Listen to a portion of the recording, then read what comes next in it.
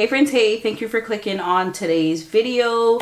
You know what time it is. It is a new month, so let's just jump right into doing our monthly forecast for the month of May.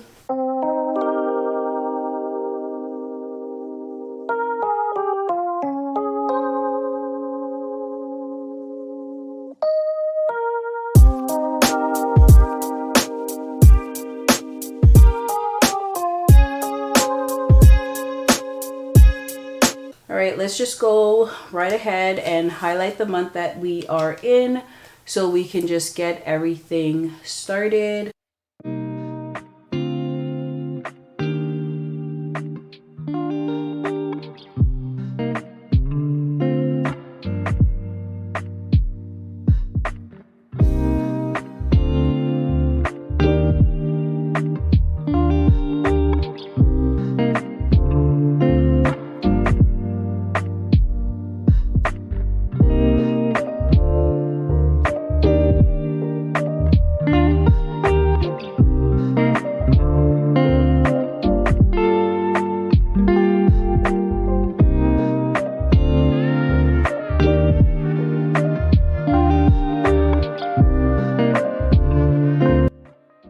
Alright guys, I think that is it. I want to highlight the bills based on the paycheck, which is kind of awkward because I get paid semi-monthly, meaning I get paid on the 15th and then again on the 31st. It's somewhat bittersweet because when I get paid on the 15th, I get a little bit over 2 weeks worth of a pay coming in this one, but then it's like the paychecks are kind of, they're not the regular bi-weekly paycheck, so it's a little bit different and I'm still getting used to it. But nonetheless, all of the bills that come before the 15th gets paid with the money from the previous month. So on the 30th, which April ends on the 30th. So when I get paid April 30th, all of that money will cover all of these bills. And then all of the bills that come after the 15th will get paid with this paycheck. Okay? I hope I explained it good enough. I think I did. So that's how it kind of works. So yeah.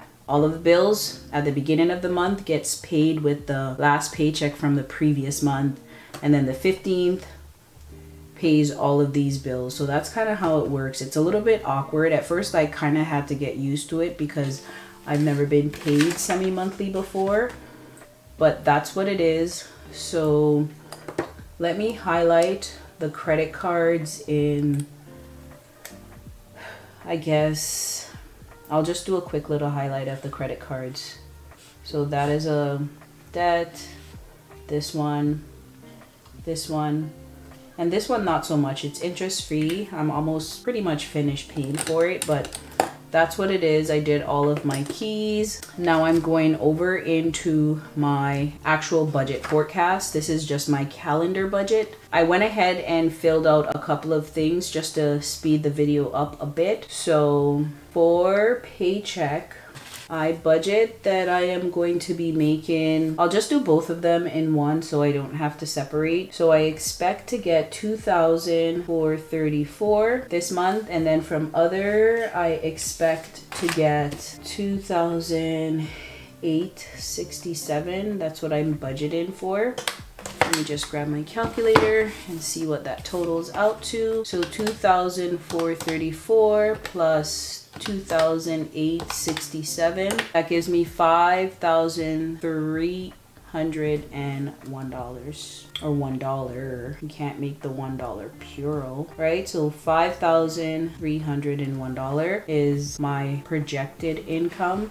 Take away 1,149 and 24 in bills, so that is going to leave me with 4,151.76. I am going to budget 600 for groceries, 100 for household, 200 for gas. What did I say for children? I think I said 350 for children and then 100 for spending.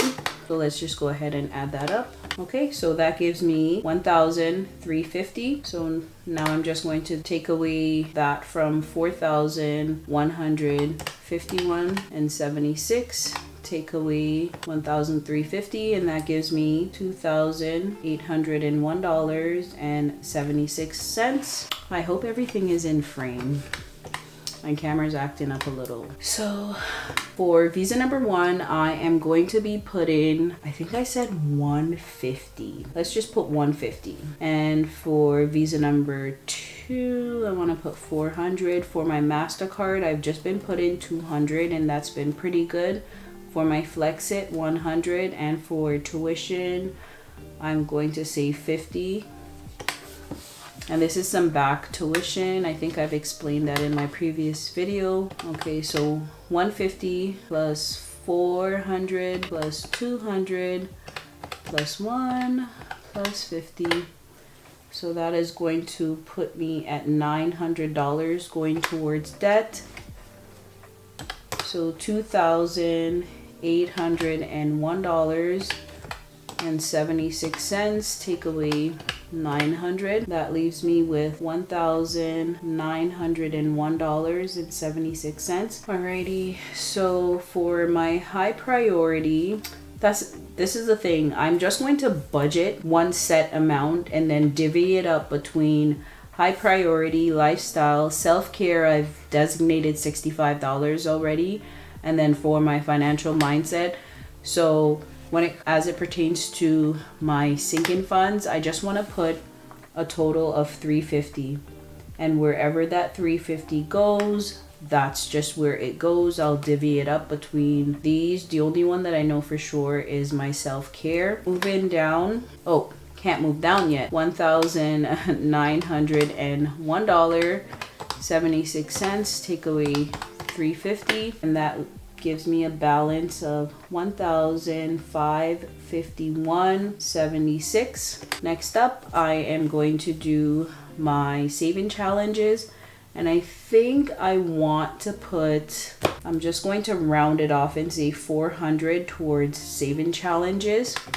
Okay, so 1,551.76. take away 400, and that gives me a balance of 1,151.76. and this balance, I have a plan for it because I'm not going to talk too much about it. Okay, as things come to pass, I'll let you guys know. All right, but there's a plan for this. So I'm just going to go in and fill out my summary. All right, so my budget is pretty much done. It is zero base. Whatever stays in my account, I use that as a buffer. And that to me kind of makes it zero base, because this money is pretty much those emergency that happens to come up, because I have not yet fully funded my emergency envelope. So whatever remains in my bank account or back in my budget, that money is there as emergency. And I have certain things that come up like car expenses and those type of things, which I do have a sinking fund for, but those envelopes are not fully funded.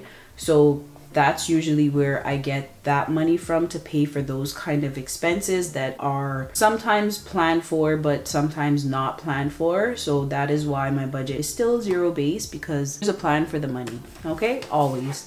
So what I also went ahead and did was kind of pre-fill all of these things out, because I've been having problems with filling them out. I don't know if you guys have that particular issue, but I have it where it's like if I don't fill it out, sometimes I get so caught up and then I don't end up doing it and tracking what I need to track. So I pretty much went ahead and did the entire month. I planned out everything, so I know for the first week I'll have more or less $125, and then for household $25 for that week. So I went ahead and broke things down by the week, and I did it for all of them.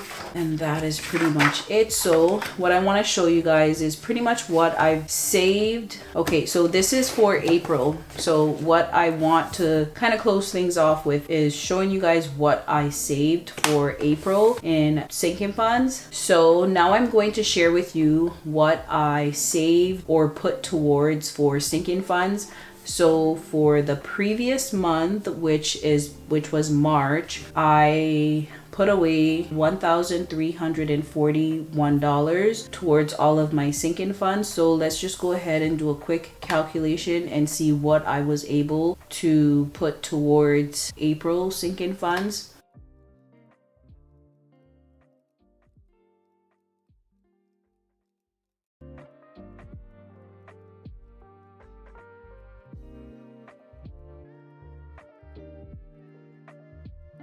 Okay, y'all, so for the month of April, I have a total of $1,675 in my sinking funds, which is pretty good. I can't complain because I am not the greatest at saving money, but I've been telling myself that I want to be a little bit more disciplined. So I'm going to go ahead and take away $1,341. So I was able to put a total of $334 for the month of April towards my sinking funds, and that is pretty good as a person that is not used to saving money. I'm working very hard to get it together, and I guess adult. But I want to thank you guys for getting me to 500 subscribers. So there is a giveaway coming up. I am going to be doing a physical product or item this time around. In the past, I've done just digital giveaway when I hit 100 and then, you know, so on and so forth.